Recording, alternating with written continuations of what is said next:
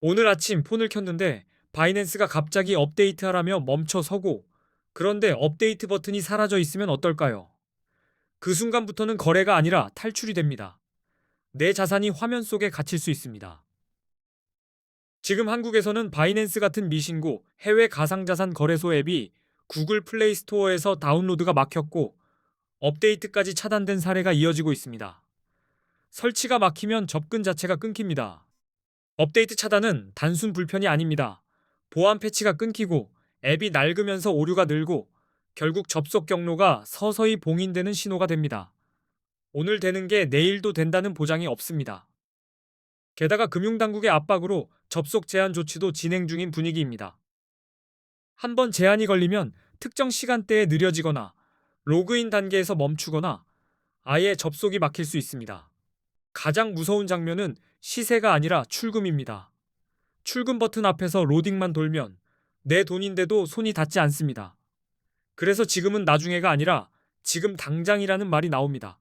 바이낸스 이용자분들은 바이낸스에 있는 자산을 신속히 다른 거래소로 옮기거나 최소한 개인 지갑으로 먼저 출금해 두셔야 하는 상황입니다. 길이 열려 있을 때 출구부터 만들어 두셔야 합니다. 이번 조치가 왜 나왔느냐?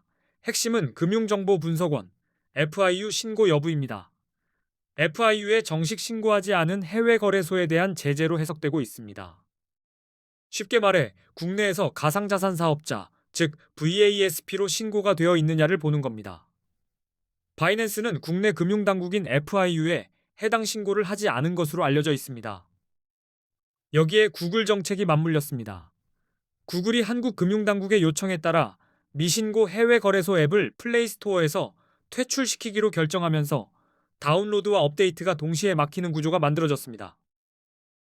신규 이용자분들은 이제 플레이스토어에서 앱 설치가 사실상 불가능합니다. 예전에 받았던 분도 앱을 삭제했다가 다시 깔려고 하면 막힐 수 있어서 실수로 지우는 순간 곤란해집니다. 기존 이용자분들은 이미 설치된 앱이 당분간은 돌아갈 수 있습니다. 하지만 업데이트가 끊기면 시간이 갈수록 버그가 늘고 접속이 불안해지고 인증 과정에서 막힐 가능성이 커집니다. 그리고 접속 제한이 본격화되면 웹사이트로 들어가도 제한될 수 있습니다. 앱이든 웹이든 통로가 좁아지는 흐름이니 한 번에 막히기 전에 미리 옮겨두는 게 훨씬 편합니다. 그래서 대처가 필요합니다. 어떤 분들은 앱을 삭제한 뒤 VPN으로 우회 접속을 하기도 합니다. 가능은 하지만 보안과 법적 위험을 함께 감수해야 하는 방식이라는 점은 분명히 알고 계셔야 합니다. 우회 접속에 의존하면 마음이 불안해집니다. 접속이 될까 말까로 하루를 시작하면 매매는커녕 잠도 편히 못 잡니다. 차라리 정상 통로가 있는 곳으로 자산을 옮겨 마음부터 안정시키는 게 좋습니다. 국내 거래소로 옮기면 안전하다고 생각하실 수도 있습니다. 하지만 국내 거래소는 레버리지 사용이 불가능한 곳이 많고 거래 수수료도 높은 편입니다. 선물 단타를 하려면 답답해질 수 있습니다. 게다가 국내 거래소는 앞으로 세금을 부과할 예정이라는 얘기가 계속 나오고 있습니다. 반면 해외 거래소는 세금 부과가 상대적으로 어렵다 보니 금융당국이 더 강하게 조치에 나섰다는 해석도 있습니다. 그래서 저는 현실적인 대안 쪽으로 정리했습니다. 이번 사태 이후 한국인들이 실제로 가장 많이 가입하고 이동하는 거래소 5곳을 비교 분석해 두었습니다. 급할수록 조건을 눈으로 확인해야 합니다. 이 5곳은 원화 입금이 가능해서 자산 이동이 빠르고 한글 지원도 되어 있어 메뉴가 낯설지 않습니다. 초보자분들도 가입부터 입금까지 길을 잃지 않게 구성된 곳들입니다. 수수료도 비교적 저렴한 편으로 추려놨고 가입 시 $100를 지급하는 이벤트를 진행하는 곳도 포함해 두었습니다. 같은 거래를 해도 비용이 덜 새는 쪽으로 가셔야 합니다. 5거래소의 장단점과 수수료, 원화 입금 방식, 이벤트 조건 같은 핵심 정보는 고정 댓글에 정리해 두었습니다. 지금은 검색하다 시간을 버리기보다 정리된 표처럼 보고 바로 움직이는 게 낫습니다. 자산을 옮기는 판단은 결국 한 가지입니다. 접속이 막히면 그때는 선택지가 없어집니다. 선택지가 남아있을 때 옮겨야 내 결정으로 움직일 수 있습니다. 이제부터는 옮긴 뒤에 무엇을 해야 하는지 코인 선물 거래의 기본 단타법을 잡아드리겠습니다. 선물은 방향을 맞히는 게임처럼 보이지만 사실은 진입 타이밍과 근거 싸움입니다. 비트코인 같은 암호화폐는 변동성이 커서 작은 흔들림에도 마음이 흔들립니다. 그래서 먼저 롱과 숏의 개념을 아주 단순하게 정리하고 어떤 신호에서 들어가야 하는지 기준을 세우겠습니다. 롱 포지션은 비트코인의 가격이 오를 것이라고 예상해서 진입하는 겁니다. 코인을 매수하는 느낌으로 올라갈수록 유리해지고 상승 흐름에 베팅하는 선택이라고 보시면 됩니다. 숏 포지션은 반대로 가격이 떨어질 거라고 예상할 때 진입합니다. 하락에 베팅하는 구조라 내려가는 장에서도 기회를 만들 수 있습니다. 롱만 고집하면 한쪽 눈으로만 보는 셈입니다. 다만 롱이든 숏이든 무턱대고 들어가면 흔들립니다. 기준은 간단합니다. 롱은 상승 추세와 긍정 신호를 확인하고 숏은 하락 추세와 부정 신호를 근거로 결정하는 겁니다. 롱을 생각할 첫 번째 신호는 차트가 강한 상승 추세일 때입니다. 고점을 계속 높여가고 조정이 와도 더 높은 자리에서 다시 올라가면 시장이 위로 가는 힘을 보여주는 겁니다. 기술적 분석에서 자주 보는 장면이 있습니다. 50일 이동평균선이 150일 이동평균선을 돌파하면 골든 크로스라고 부르는데 많은 트레이더가 강한 상승 신호로 해석합니다. 골든 크로스가 떴는데 거래량까지 붙으면 더 좋습니다. 가격이 오를 때 거래량이 함께 증가하면 시장의 신뢰도가 높아졌다는 뜻이 될 수 있고 상승이 더 강해질 가능성을 시사합니다. 또 하나는 외부 요인입니다. 비트코인 규제 완화, 대형 기관 투자자의 진입, ETF 승인 같은 긍정 뉴스는 매수 심리를 자극해 가격을 들어 올릴 수 있습니다. 이런 때 롱이 유리해질 수 있습니다. 반대로 숏을 볼 신호는 하락 추세입니다.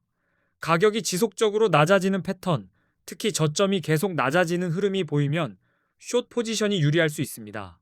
시장이 아래로 끌리는 힘을 보는 겁니다. 기술적 분석에서는 50일 이동평균선이 150일 이동평균선 아래로 내려가면 데드 크로스라고 합니다. 흔히 하락 신호로 해석하고 숏 진입을 고민하는 근거로 삼습니다. 거래량도 숏 판단에 힌트가 됩니다.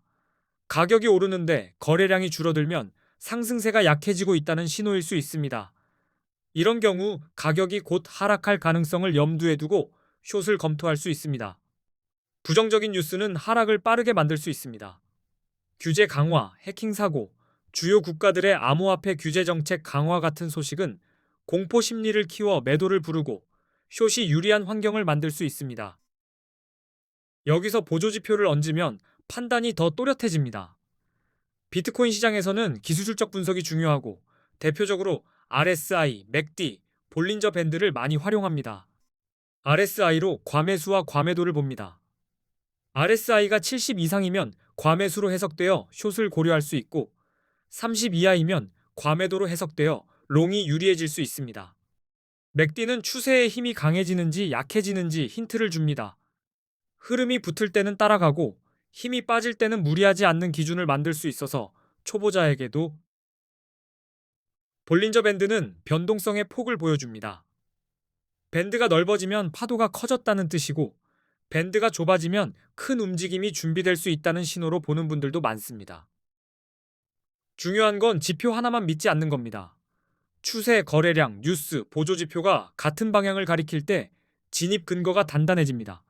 근거가 약하면 포지션도 가볍게 가져가야 합니다. 마무리 기준은 한 가지입니다.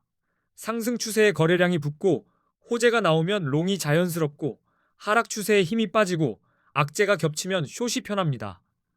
추세와 신호가 같은 편일 때만 손을 내미세요. 다시 차단 이슈로 돌아가면 더더욱 원칙이 필요합니다. 앱이 막히면 기술도 분석도 소용이 없습니다. 내 자산이 움직일 수 있는 통로를 먼저 확보하는 게 진짜 첫 번째 매매입니다. 그래서 제가 준비한 5거래소 비교가 의미가 있습니다. 원화 입금 가능 여부, 한글 지원, 수수료, $100 이벤트 같은 조건을 한눈에 보실 수 있게 고정 댓글에 묶어뒀습니다. 고정 댓글에는 거래소 정보만 던져두지 않았습니다. 초보자분들이 자주 헤매는 포인트를 꿀팁으로 같이 적어뒀습니다. 급할 때는 이런 한 줄이 길찾기 역할을 해줍니다. 오늘 흐름이 도움이 되셨다면 다음 영상에서는 롱과 숏을 실제 차트에서 어떻게 확인하는지, 뉴스와 지표를 어떤 순서로 보는지까지 더 쉽게 풀어드리겠습니다. 따라만 오셔도 됩니다. 끝으로 딱 한 번만 더 강조하겠습니다. 플레이스토어 차단과 접속 제한 흐름이 이어지는 지금은 나중에가 아니라 바로 지금 옮겨야 합니다. 여기까지 함께 해주셔서 감사합니다. 업데이트가 막히면 단순히 새 화면을 못 보는 정도가 아닙니다. 거래소가 인증 방식이나 보안 규칙을 바꾸면 구버전 앱은 따라가지 못해 튕기거나 멈출 수 있습니다. 그래서 지금 접속된다만 믿으면 위험합니다. 이런 상황은 마치 건물 비상구가 하나씩 잠기는 느낌입니다. 아직 문이 열려 있을 때는 천천히 걸어 나올 수 있지만 닫히는 순간부터는 뛰어도 늦습니다. 그래서 자산 이동은 겁먹기 전에 끝내는 게 좋습니다. 옮길 거래소를 고를 때는 원화 입금 가능 여부가 제일 먼저입니다. 다음이 한글 지원, 그 다음이 수수료입니다. 여기에 가입 이벤트까지 붙으면 시작부터 여유가 생깁니다. 그래서 5곳을 한 번에 비교해 둔 겁니다. 개인 지갑으로 먼저 빼두라는 말은 내 자산의 손잡이를 내 손에 쥐라는 뜻입니다. 거래소가 막히면 화면이 닫히지만 지갑은 내 통제 아래 남습니다. 그 다음에 어떤 거래소로 갈지는 그때 선택해도 됩니다. 다시 말해 순서가 중요합니다. 먼저 통로를 확보하고 그 다음에 수수료나 이벤트를 따져도 늦지 않습니다. 지금은 우선순위를 바꿔야 하는 시기입니다.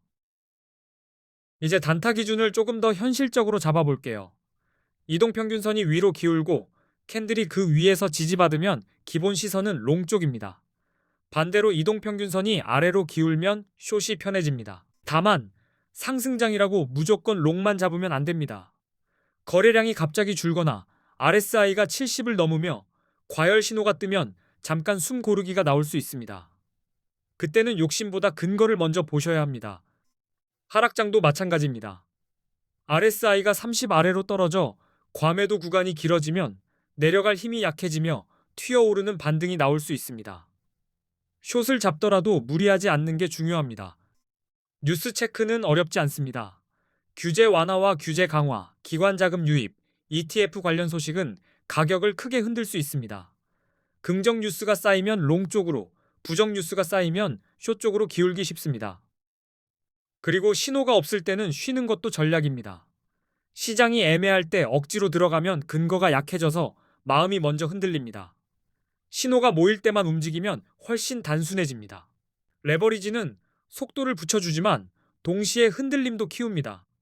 그래서 처음에는 욕심을 줄이고 내가 감당 가능한 범위에서 연습하는 게 좋습니다. 그래야 단타가 도박처럼 느껴지지 않습니다. 진입할 때는 한 문장으로 이유를 말할 수 있어야 합니다. 추세가 위라서, 거래량이 붙어서, 뉴스가 좋아서, 지표가 뒷받침해서 같은 식으로요. 이유가 길어지면 그만큼 흔들린다는 뜻입니다. 오늘 내용은 2가지로 끝납니다. 첫째, 통로가 막히기 전에 자산부터 옮겨 선택지를 확보합니다. 둘째, 매매는 추세와 신호가 모일 때만 롱과 숏을 고릅니다. 이 순서를 지키면 실수가 확 줄어듭니다. 5거래소 비교와 원화 입금, 한글 지원, 수수료, $100 이벤트 정보는 고정 댓글에 모아뒀습니다. 필요한 꿀팁도 같이 있으니 보고 그대로 따라가시면 시간 낭비가 줄어듭니다. 다음 영상도 현실에서 바로 써먹을 내용으로 더 알기 쉽게 준비해 오겠습니다. 오늘 알려드린 기준만 잡아도 단타가 훨씬 단순해집니다. 시청해주셔서 고맙습니다.